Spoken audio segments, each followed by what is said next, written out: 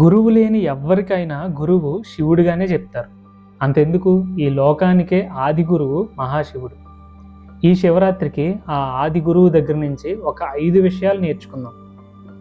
మొట్టమొదటిది, శివుణ్ణి చూడగానే మనం గమనించేది ఆయన మౌనం. ఆయన నిశ్చలంగా కూర్చుంటాడు, ధ్యానం చేస్తూ ఉంటాడు, ఎక్కువగా మాట్లాడు, చాలా తక్కువగా మాట్లాడతాడు. కానీ మన జీవితాలను పరిశీలించుకుందామా? మనకున్న చాలా సమస్యలు మనం రియాక్ట్ అవ్వడం ద్వారానే తెచ్చుకుంటున్నాం.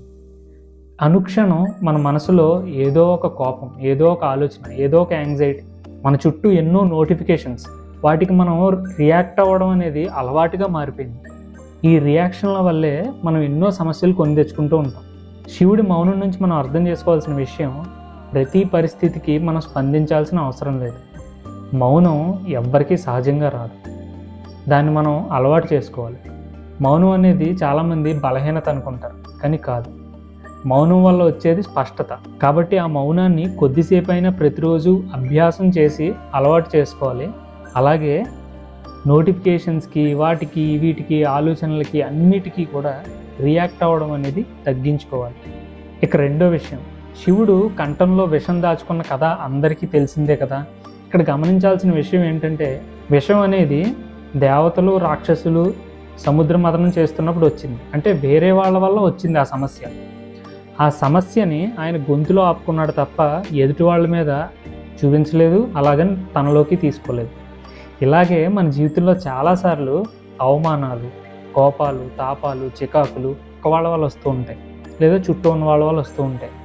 ఆ సమస్యలు వచ్చినప్పుడు మనం భరించడం అనేది, మన దగ్గర ఆపుకోవడం అనేది నేర్చుకోవాలి.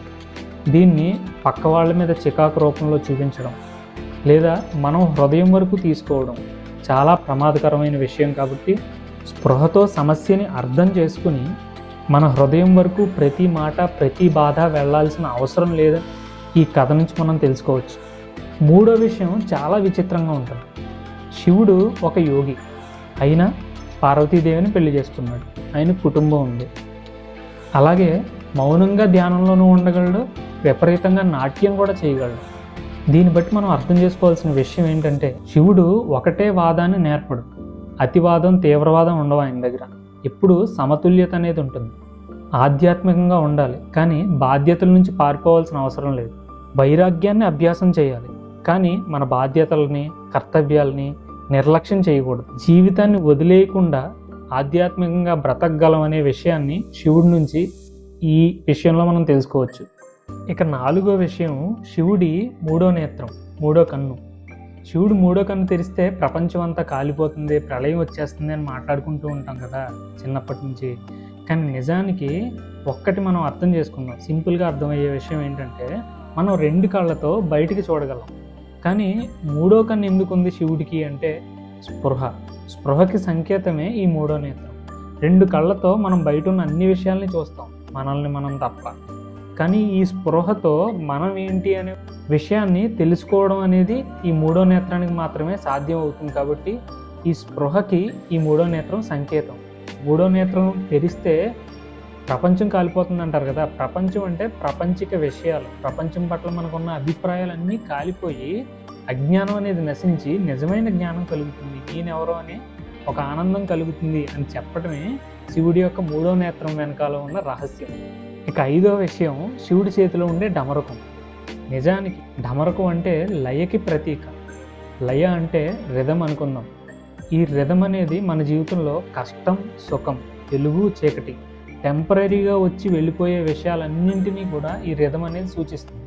ఇవన్నీ టెంపరీ విషయాలన్నీ కూడా మన జీవితాంతం వరకు మనతో ఉంటాయి, వచ్చి వెళ్ళిపోతూ ఉంటాయి. ఎప్పుడైతే ఈ కష్టం మనది అనుకుంటామో మనం బాధపడుతూ ఉంటాం.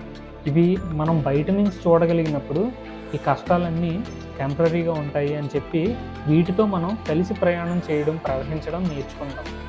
ఈ లయతో ఎప్పుడైతే మనం కలిసి ప్రవహిస్తామో అప్పుడు మనకి శాంతి అనేది కలుగుతుంది అని చెప్పడమే ఈ డమరకం యొక్క విశిష్టత.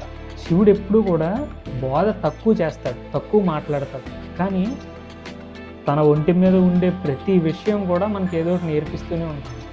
చెప్పకుండానే చెప్తాడు కాబట్టి ఆయన ఆదియోగి, ఆది గురువు అని మనం పిలుస్తూ ఉంటాం అని నాకు అనిపిస్తూ ఉంటుంది. ఇప్పటివరకు శివుడి నుంచి మనం 5 విషయాలు తెలుసుకున్నాం కదా. ఈ 5 విషయాల్లో ఏదో ఒక్క విషయాన్ని ఈ శివరాత్రి నుంచి పాటిద్దాం. ఉదాహరణకి ఈ శివరాత్రికి కొద్దిసేపు మౌనంగా కూర్చుందాం. జాగరణ చేసే వాళ్ళు అయితే ఎంతసేపు అయినా కూర్చోవచ్చు. రాత్రి కూర్చొని మనల్ని మనం గమనిద్దాం, స్పృహని కలిగి ఉందాం. నేనెవరు, ఈ ఆలోచనలు ఎక్కడి నుంచి వస్తున్నాయి, ఈ ఆలోచనల వెనకాల ఉన్నది ఎవరు అనే స్పష్టతని తెచ్చుకుందాం. రోజు కొద్దిసేపు మౌనంగా కూర్చోవడం అనేది నేర్చుకుందాం. ఒక్క అవసరం లేని రియాక్షన్ని వదిలేద్దాం. అది మీ ఫోన్ కావచ్చు, చుట్టూ ఉన్న వాళ్ళ మాటలు కావచ్చు, లేదా మన మనసులోనే ఉండే డిస్టర్బెన్స్ ఏదైనా కావచ్చు. రియాక్ట్ అవ్వడం అనేది ఒక్క విషయానికైనా మానుకుందాం. శివుడికి అత్యంత ఇష్టమైన విషయం స్పృహ. అందుకే ఆయన ఎప్పుడూ ధ్యానంలో ఉంటాడు. కాబట్టి ఈ శివరాత్రి నుంచి మనం ఆ స్పృహని అలవాటు చేసుకుందాం. ఒక బెస్ట్ అర్పణని మనం ఆయనకి ఇద్దాం. ఆ అర్పణే స్పృహ. హర హర మహాదేవ శంభో శంకర. అందరికీ మహాశివరాత్రి శుభాకాంక్షలు.